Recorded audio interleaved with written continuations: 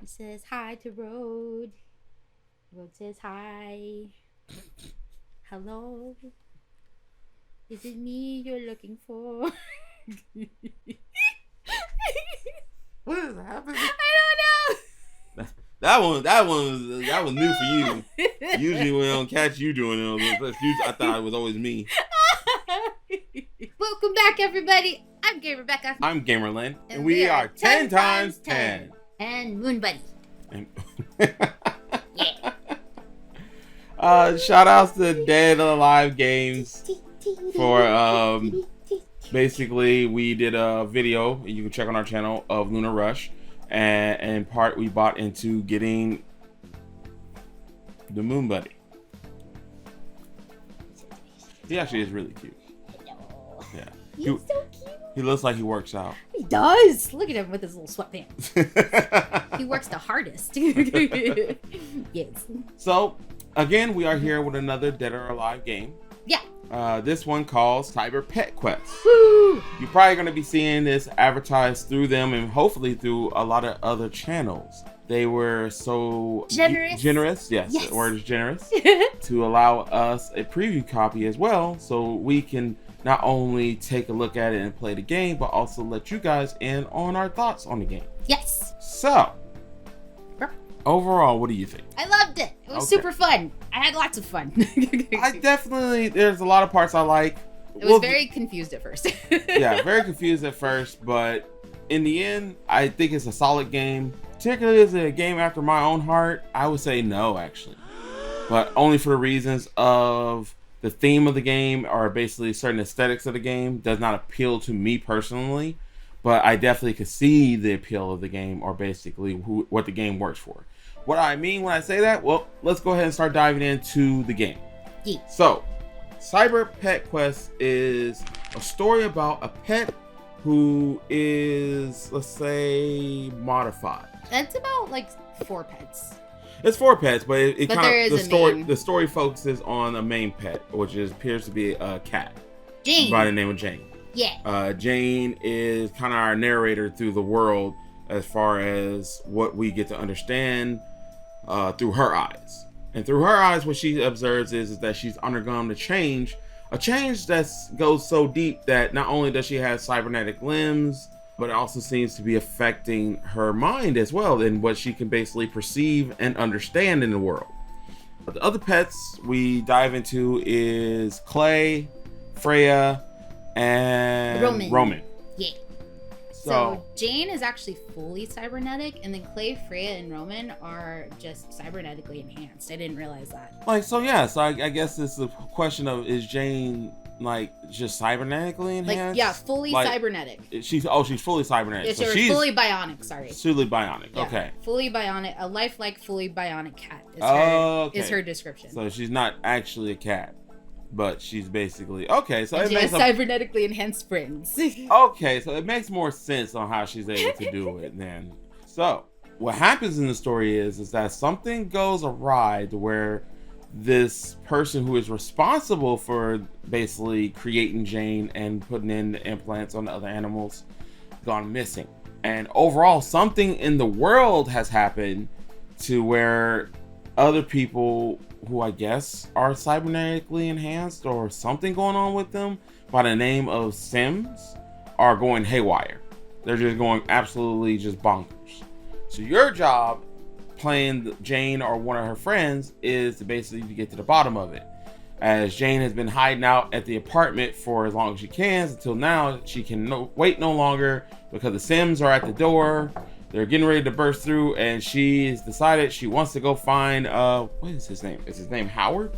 His name is Howard, yes. Yes. Yeah, Howard was a successful cybernetic research expert. Okay. And Jane was actually named after his late daughter. Oh. Yeah. So Jane and Posse are set out to find Howard and figure out what in the world is possibly going on in the process. So as you play the game, you're basically taking on this journey of trying to complete these missions to get to the bottom of the story. Yeah. And it seems like depending on what you do inside of these kind of like scenarios, branches the story in different directions. So before going any further into the story or basically our gameplay, there's certain mechanics that I definitely love about this game and actually feel like it really helps or is possibly a good preview game for certain people who wants to get deeper into probably way bigger or well-known games that do similar things but have a lot more moving mechanics as well as certain type of aesthetics. So in this game, you have a board laid out, and it's basically, in the beginning, it's just the apartment.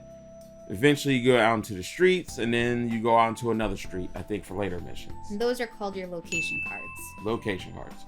This was where we kind of ran into a little bit of trouble with being confused with the rules, because with the location cards, we couldn't figure out, do you start in a location on the game somewhere, or do you just put yourself there and then progress from there, kind of thing. That was just first starting out, because as the story progresses, it actually tells you what space you start in. Yeah, the scenarios kind of explain it. Yeah, but when you first start, we were unsure. Yeah. So we just kind of picked. On your location cards, or on the location cards, it's numbered into different segments of said location. And so it could be like 1 through 6, 1 through 9, I think is like how big we got as we were playing, that sort of thing. So we decided to start on 1. Yeah.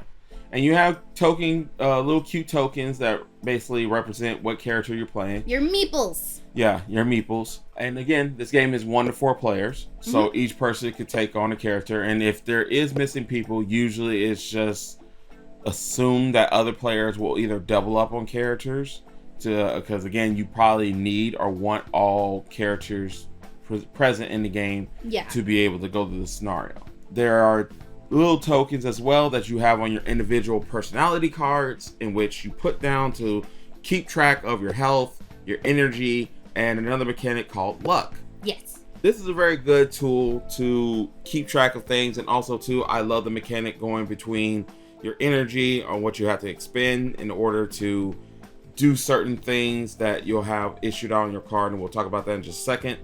To you can bank energy to give yourself more luck, and also use that energy to get yourself more health. Yeah. And by saying that also is there's a list of actions that you could take on your turn, which revolves around searching, interaction, movement, and then also healing. That becomes very important to basically manage depending on the scenario and also your character's playstyle. What do you think about these things so far that we played through? It was very interesting with trying to figure out what each pet did. It's a lot of resource management, of course. For say like Roman, a certain action, like say like movement, would only cost like 3 movement to be able to move 3 spaces, and then for someone else it costs 3 movement to only move 1 space. And so then keeping that in mind, it's like, okay, we have a certain amount of rounds to complete certain the things. objective. So we had to issue out certain things for certain kind of characters, right? Which like, makes sense. I need to prioritize movement for this character because they're slow. I need to prioritize searching for this character because it takes less energy for them, and that sort of thing. So that was really, really fun to try and figure out. And of course, if you couldn't tell, I enjoyed the game. This is totally up my alley as far as like aesthetic wise and that sort of thing. So I had a blast. So that mechanic is very, very strong. Figuring out what character you play, what your role should be in a scenario, or how can you help. Also, too, I would definitely say as kind of like a hint or possibly a helper to those that will try this for the first time, or even veterans sometimes too, is that sometimes you want to figure out a secondary skill that your character might be good at, just in case somebody else either needs assistance, yes, or you're coming down to the wire and you need that Hail Mary to try to figure out who can do the next thing the best. Because that did happen to us. That did happen to us in our playthrough. Other than that, there are also other cards involved as far as items in which you can enhance basically either your character's already established abilities or certain things that can be unique that helps you in your scenario or basically achieving certain goals. There's also charms, which is another resource that mostly deals with your luck mechanic to get you either extra resources of energy, extra health, or protect you. These were really good, I would say, for us to try to figure out when to use them, especially since unlike items, they don't really go away. They're just something that's established there to kind of like bank off of.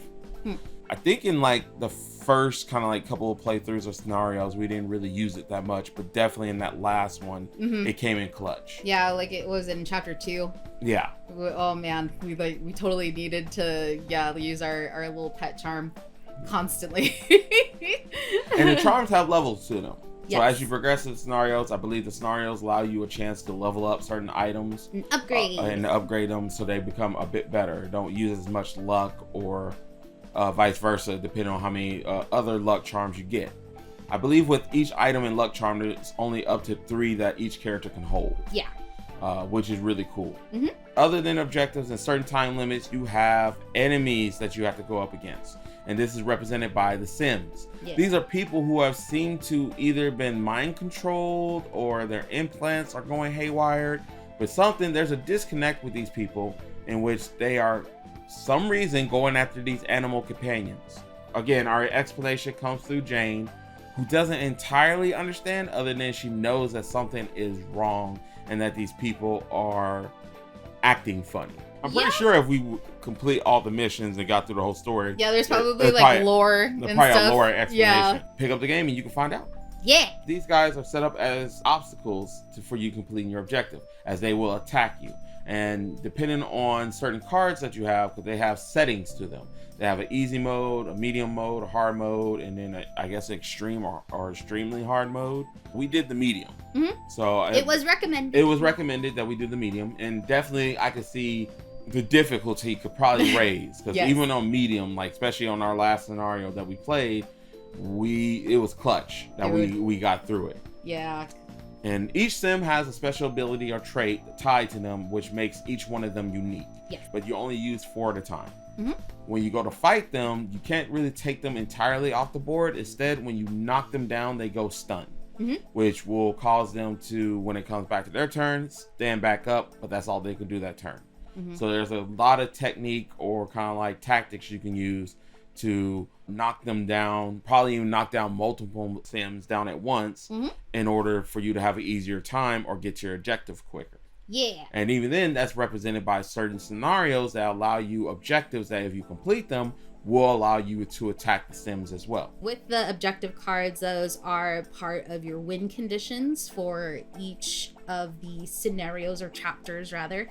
And so usually it's an objective cards that you have to interact with, and then they will either tell you what it is that you specifically need to do with said objective or just kind of give you the option, but you have to at least interact with it. And then the other part of it that they do is they actually interact with the storyline. Yes. Usually will direct you towards the booklet or basically the paperwork that you have with the game to go to this set scenario with this type of interlude, which allows you further intel on the story. Yeah. Really good kind of mechanic and different systems and tokens. Very video gamey. Very video game. This, I think we said this several times when we were playing. This is very video gamey. Yep. There's another thing, aspect of the game as well, which is called the sneak and aggro. Oh, so man. Overall, when it comes down to aggro, every character follows a tree line or basically a lineup on who gets aggro. Jane, Clay, Roman, Freya. But usually what happens is you can set who you want to have aggro by them not choosing to sneak and everybody else doing so. Again, it saves you in most scenarios and cases, but there are certain Sims that have abilities in which ignores that whole thing and they just go for whoever's closest. So I definitely like that system, especially when it comes to sneaking. Sneaking, depending on what actions you're trying to do, costs more energy when doing so. About the only thing that it doesn't cost you more energy to do so, usually it's increased by 1 energy to do certain actions, depending on your character, is healing. Healing, it subtracts the energy to be able to heal. And trust me, there's certain characters you definitely want to have heal or you're going to need to heal in certain situations. That was a really good mechanic. I definitely feel like you probably see that in certain other board games, but nothing I think I've ever come across that's like this, which is very tactical and actually really smart choice, I would say, on Dead or Alive Games' part. Yeah. Other than that, it's just a matter of playing the game. Yep. The game is fast. it probably takes for your first few couple of times time to set up and understand everything. So I would definitely say picking up this game and playing it for the first time, allot yourself a little extra time if you're under a crunch to get used to the layout and the rules of it a bit. Because after that point, usually on the box, I think it advertises 30 to 40 minutes playtime. It's usually pretty close to that, if not maybe a little bit faster, unless you're going for multiple scenarios. Yeah. And overall, it seems that this plays in a style in which is a continuous linear or almost linear story. Yeah, it's like got like a few branches, maybe like one or two branches. One or two branches, but I think it all leads towards the same direction. Because most of the time, I think the stuff was like, oh, if you go with this option, you'll just lose. Oh, well. And you probably have to do it all over. Overall, I would say this is a very solid game.